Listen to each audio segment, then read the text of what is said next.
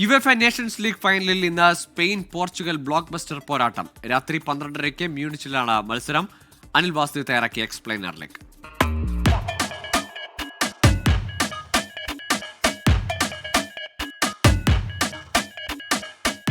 Champions league ഫൈനലിന്റെ ആരവം ഒഴിയും മുമ്പേ മ്യൂണിക്കിലെ അലിയാൻസ് അരീനയിൽ European ഫുട്ബോളിലെ മറ്റൊരു വമ്പൻ പോര്.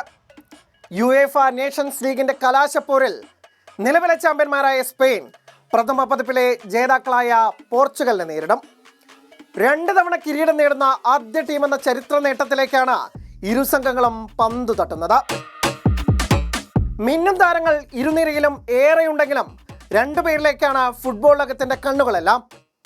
ഒരു വശത്ത് 40-ാം വയസ്സിലും അത്ഭുതപ്പെടുത്തിക്കൊണ്ടിരിക്കുന്ന ഫുട്ബോൾ ഇതിഹാസം ക്രിസ്ത്യാനോ റൊണാൾഡോ, മറുവശത്ത് ഇതിഹാസ പദവിയിലേക്കുള്ള പടവുകൾ കയറുന്ന അദ്ഭുത ബാലൻ 17-കാരൻ ലമീൻ യമാൽ. ലമീൻ യമാലിന് പുറമെ Nico Williams, Pedri, Zubimendi, Gavi, Dani Olmo, Cubarsi. പറങ്കിപ്പെട പെടാപ്പാട് പെടേണ്ടി വരും ഇവരെയൊക്കെ പിടിച്ചുകെട്ടാൻ. പരിചയസമ്പന്നരായ ഒരു പിടി താരങ്ങളാണ് പോർച്ചുഗലിന്റെ കരുത്ത്.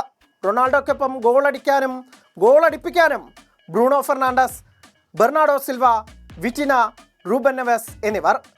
നേർക്കുനേർ കണക്കുകളിൽ മൃഗീയ ആധിപത്യമുണ്ട് സ്പാനിഷ് അർമാഡകൾക്ക്. 40 മത്സരങ്ങളിൽ 17 ജയം. പോർച്ചുഗൽ 6 ജയിച്ചപ്പോൾ 17 മത്സരങ്ങളിൽ തുല്യത പാലിച്ചു. എന്തായാലും ഒരു ഉശിരൻ പോരാട്ടം തന്നെ നമുക്കിന്ന് മ്യൂണിക്കിൽ പ്രതീക്ഷിക്കാം.